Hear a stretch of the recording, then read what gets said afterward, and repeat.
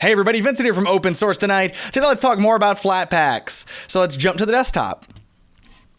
All right, so I want to talk about a few things today. One is going to be installing and removing Flatpaks. That's going to be our main thing. So what we're going to do is we're going to do sudo Flatpak install, and then if it's on the FlatHub, we'll use this here, and then we'll do the actual application ID, which you can find, of course, from the hub. So I'm going to go ahead and install. This is a great application, by the way, for listening to internet radio if you are looking for an application to do that. So we're going to go ahead and do the install, and that's it. We're doing the install right now, and now we just wait for it to complete. It's that simple. And just like that, our Flatpak is installed. Now, here's the really interesting part about Flatpaks.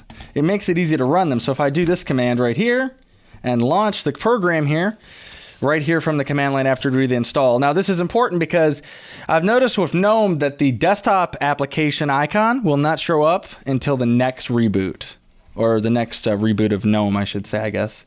You just don't have to really reboot the whole OS, but you need to at least reboot that. But it's easier just to reboot Linux at that point. But this is a quick way to check, and you can see the applications installed, and there we go. And so it's very easy. You can see everything's working here. I can go to the About screen, and we can go to the credits, and everything you'd expect from an application works. Then I just exit out of it. So how would we do the uninstall of that? Well, it's actually pretty simple. We're just going to change to this. Now, whether it's on the FlatHub or not, you're not going to need that. We're just going to need the application ID. And so I'm going to go ahead and run that. It's going to say, do you want to remove it? And I'm going to say yes. And now it's doing that install. It takes just a second. And that's it. Okay, there's one more thing I wanted to show you, and that's the FlatHub, where you can find applications in Flatpak forms. So let's go take a look at that real quick.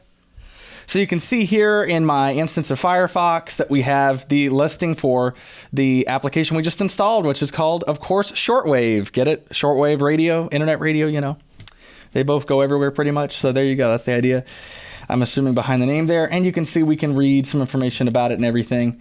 And we can use the install button here. I haven't actually used that. I think that launches the GNOME Software Center. But if you go down here, you can just copy the commands, which is what I was doing earlier. It makes it really easy. Depending on your distro and depending on whether you're logged in directly as root, you may need to put sudo in front of it. But it's pretty simple.